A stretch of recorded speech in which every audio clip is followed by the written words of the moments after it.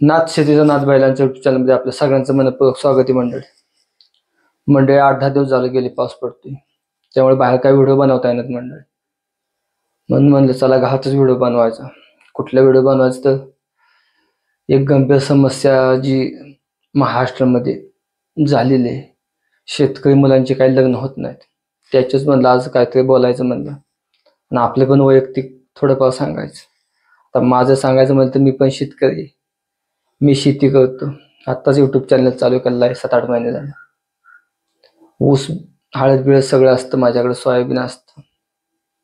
माझं पण काही अजून लग्न झालेलं नाही, म्हणून म्हणलं हा विषय घ्यावा. हा विषय महत्वाचा आहे. माझं पण वय 36 झालेलं आहे. शेतकरी असल्यामुळेच माझं पण लग्न व्हायना आणि ही गंभीर समस्या महाराष्ट्रामध्ये बनलेली आहे मंडळ. तर त्याच्यामधलं थोडंफार बोललं पाहिजे आणि जे काय खरं आहे ती खरं सांगाय काय लाजायचं नाही. जे खरं ती खरं, जे खोटं ती खोटं. शेतकरी मुलांना मी एकच संदेश देईन की आपल्याला काय सहानुभूती बिनपती काय नको. आपल्याला फक्त आत्मसन्मान हवा आहे. आपण रानात काम करतो, आपण रानातलं जगतो, आपण कोणावर काय उपकार बिपकार काय करत नाही. स्वाभिमानाचं जीवन आपण जगतो. लग्न झालं नाही तरी आपण काय मागं हटायचं नाही आणि लग्न झालं नाही म्हणून समाजानं बी आपल्याला खालच्या नजरेतनं बघितलं नाही पाहिजे. त्याच्यामुळे तुम्ही बोलत जा, पेटून उठा. आपल्याला जी काय वाटतंय ती सोशल मीडिया म्हणा, इंस्टाग्राम, फेसबुक, यूट्यूब, तुम्हाला जिथं व्यक्त होता येईल तिथं व्यक्त व्हा.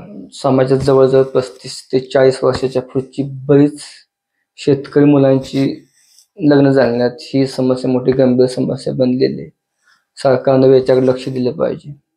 आता सरकारची यात काय चुकी आहे तर सरकारची चुकी अशी आहे की शेतीमालाला भाव नाही. शेतकऱ्याला मेन किंमत आणि मान जो पाहिजे तो मान दिला जात नाही, हमी भाव दिला जात नाही. सोयाबीनाची अवस्था काय बघा, कांद्याची अवस्था काय बघा, ऊसाची, हळदीची सगळी दर आहेत का बघा, अजिबात दर नाही. त्याच्यामुळे शेतकऱ्याला परवडत नाही. जर 10 रुपये भांडवल घातलं तर 10ला 10 म्हणजे 20 मिळालं पाहिजे. 10 रुपये भांडवल घालत असेल शेतकरी, त्याला जर 8 आणि 7 आणि 6 रुपये मिळत असेल तर उपयोग काय शेती करून, असे बी शेतकरी मुलं म्हणतात. त्याच्यामुळं शेतीत आत्ता सध्याची पिढी जी आहे ती शेतीत राहत नाही, ती कामावर जाते, बाहेर जाते. मुंबई पुण्याला सगळे बाहेर पडलेले आणि शेतीत काय परवडत नाही. त्यामुळे सरकारने बी लक्ष दिलं पाहिजे याच्याकडे. आत्ता कर्जमाफीसाठी बच्चू कडू आमचाच नेता लढताना दिसतो शेतकऱ्यांसाठी. बच्चू भाऊ त्यांनी कर्जमाफीची मागणी केली, शेतकऱ्यांना कर्जमाफी द्या. आणि सरकारनंच सांगितलं होतं की आमचं सरकार जर निवडून दिलं तर आम्ही लाडक्या बहिणीला 1.5चं 2 करू, शेतकऱ्यांना आम्ही कर्जमाफी देऊ. अशा बऱ्याच गप्पा मारल्या होत्या. ते काय प्रत्यक्षात उतरताना आत्ता सध्या दिसत नाही आणि शेतकरी कर्जमाफीचा विषय डावलून नेला जातोय. आता त्याला प्रतिसाद देत नाहीत. त्यामुळे शेतकऱ्यांनी एकजूट करून रस्ता उतरला पाहिजे आणि शेतकऱ्यांनी कर्जमाफी घेतलीच पाहिजे. सरकारची धोरणं चुकीची असल्यामुळे शेतकऱ्यांना कर्जमाफी मागायला लागते. जर हमी भाव दिला, योग्य तो मोबदला जर दिला, जर 1 रुपयाला 1 रुपया जर राहिला, 50%ला 50% पैसे जर राहिले तर शेतकरी कर्जमाफी मागणार नाही. पण सरकार हमी भाव द्यायला तयार नाही. फक्त उत्पन्न वाढावं फक्त बोलतंय, पण ती उत्पन्न वाढवून विकायचं कुठं ती सांगत नाही. आता कोथिंबीरला बाजार नाही. तुम्ही बाहेर मंडईमध्ये जावा, कुठल्याच जी तरकारी असते जी रोज लागती माणसाला खायला, जीवनावश्यक वस्तू म्हणून, तर त्या कुठल्याच तरकारीला बाजार राहिला नाही आता.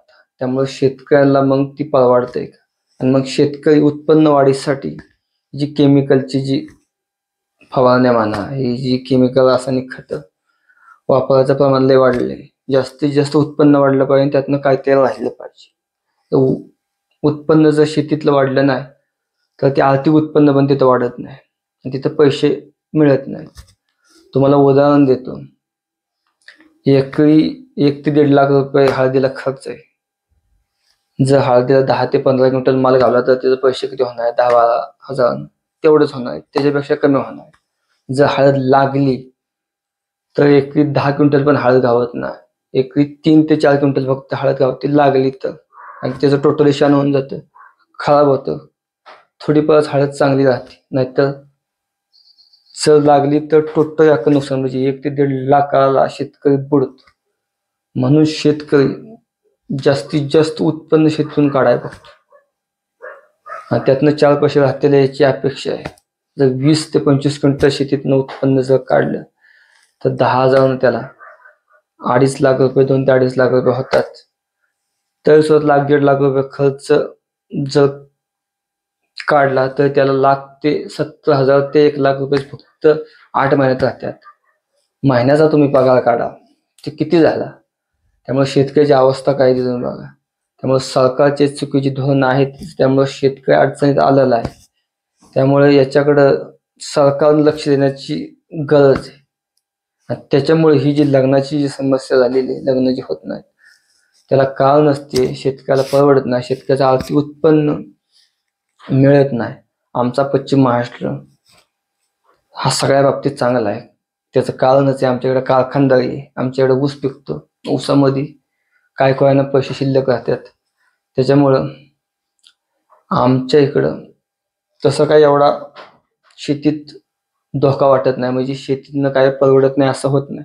ती पण आमचा भाग सगळा टोटल ऊसाच्या जीवावर आहे.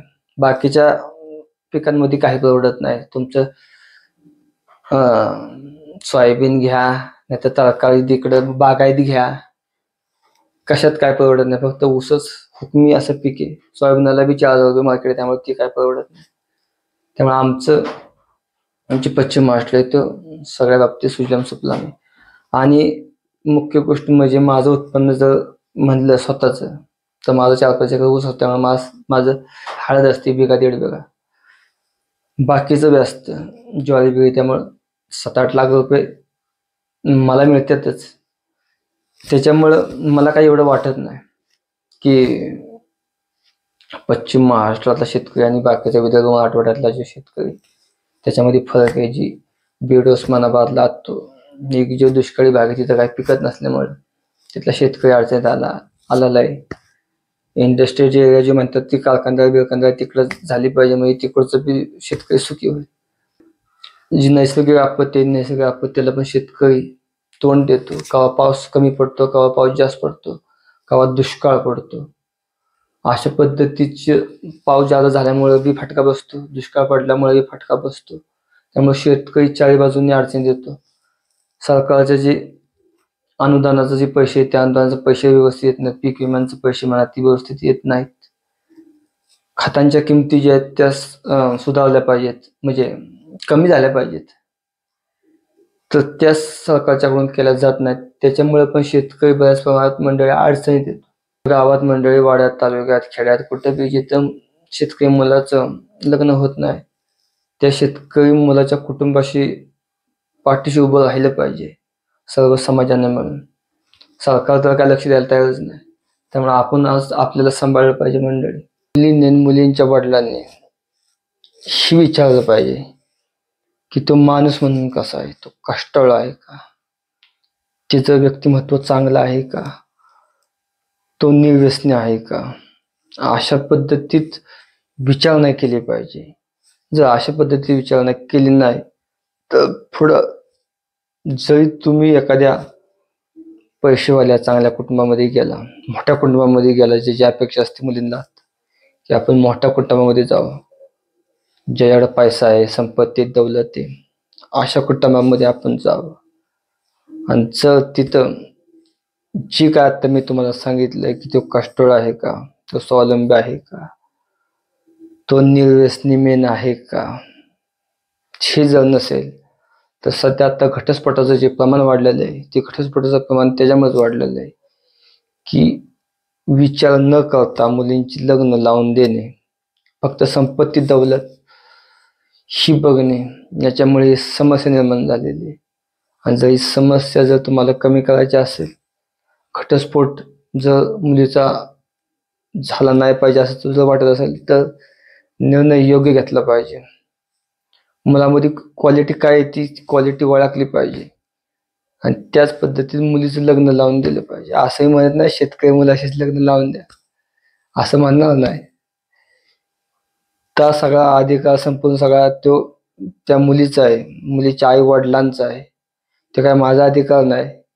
माझं लग्न होत नाही म्हणून चला आता भाषण ठोकायचं, युट्यूबवर काहीतरी बोलायचं, काहीतरी भावनिक विषय पुढे न्यायचा, असा काय माझ्या डोक्यात उद्देश नाही, काय नाही. कुठल्याही मुलीचं चांगलं व्हावं हीच माझी पण अपेक्षा आहे, माझी पण भावना आहे. त्या उद्देशानं मी बोलतोय मंडळी. कृपया गैरसमज करून घेऊ नका. आणि घटस्फोटाचं प्रमाण वाढायला अजून एक कारण आहे की मंडळी, तडजोड आणि समजूतदारपणा जे पाहिजे तो समजूतदारपणा राहिलेला नाही. दोन्ही साईडला समजूतदारपणा आणि तडजोड राहिली नसल्यामुळे घटस्फोटाचं प्रमाण हे वाढत चाललंय मंडळी. आणि ज्या शेतकऱ्यांची लग्न झाली नाहीत त्या शेतकऱ्यांना समाजातनंही बरीच टीका सहन करायला लागते. सारखी समाजातली माणसं म्हणतात की लग्न झालं नाही तुझं, कवा लग्न होणार, कवा करणार, तुझ्यात काय दोष असेल, तू ही कर, असं असं कर, ह्या बाबाकडे जा, त्या बाबाकडे जा,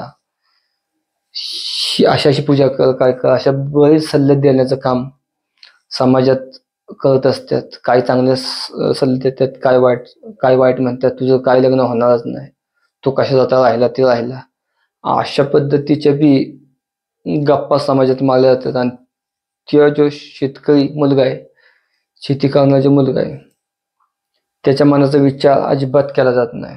त्याला काय वाटत असेल हा विचार केला जात नाही. आणि ही जी लग्न राहण्याचं कारण मेन म्हणजे मुलींची जी संख्या कमी झालेली आहे, ती मुलींची संख्या कमी असल्यामुळे हा जो लग्नाचा इश्यू आलेला आहे.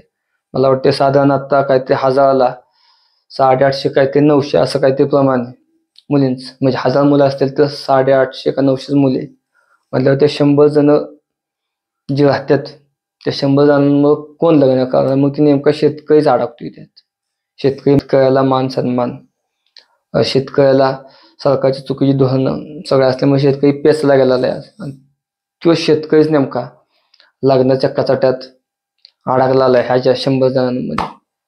त्याच्यामुळं हा सगळा विचार केला जात नाही. जुन्या काळात काहीतरी 1992 साली माझ्या अंदाजानं ती सोनोग्राफी मशीन आली आणि त्याच्यात कळायला लागले की मुलगा आहे का मुलगी आहे.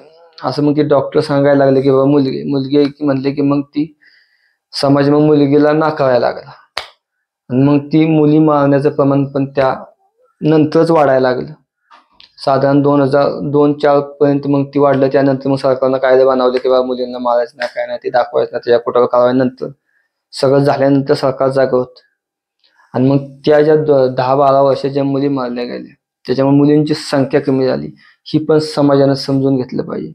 समाज समजून घेत नाही, काय नाही, माहिती घेत नाही, काय नाही, आणि नुसता काही बडबडत असतो. त्यामुळं जो काही नकारार्थी समाज बडबडतो त्याच्याकडं आपण शेतकरी मुलांनी दुर्लक्ष केलं पाहिजे. त्याचं जास्त मनावर घेतलं नाही पाहिजे. मला तर स्वतःला असं सांगण्यात आलेलं आहे की तुझं लग्न कसं होतंय ते मी बघतो, तुझं लग्न मी होऊन देणार नाही. आमच्या पुढे अशी थेट म्हणलेली आहेत. म्हणजे ज्याचं एखादं चांगलं होत असेल तर त्याचं वाईट करण्याची भूमिका बी आत्ताही समाज कंटक जे ती मंडळी घेत असतात. याच्याकडे बी लक्ष आपण सगळ्यांनी दिलं पाहिजे आणि आपण सावध राहिले पाहिजे. आपली लग्न कायकायांना होऊ नयेत म्हणून बी काय प्रयत्न करतात. आणि हा अनुभव मला आलाय म्हणून मी तुम्हाला सांगितले.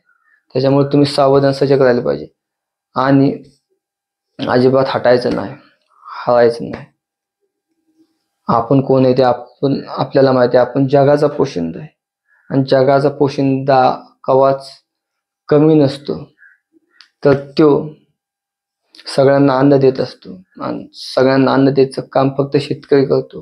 हा शेतकऱ्याच्या जीवावर सगळी सृष्टी, सगळे जीव जगत असतात. मग ते मानव असो नाहीतर उडणारे पक्षी म्हणा, पशु पक्षी असो, हे पण शेतकऱ्याच्या जीवावर जगत असतात. सगळा निसर्गाचा समतोल पण शेतकऱ्याच्या जीवावरच असतो. त्यामुळे आपण शेतकरी म्हणून आपण स्वतःला कमी समजलं नाही पाहिजे. आपण महानच आहे असा समज घेऊन पुढची वाटचाल केली पाहिजे मंडळी. त्याच्यामुळं घाबरू नका आणि हटू नका. सबस्क्राईब करा, लाईक करा, कमेंट करा. धन्यवाद.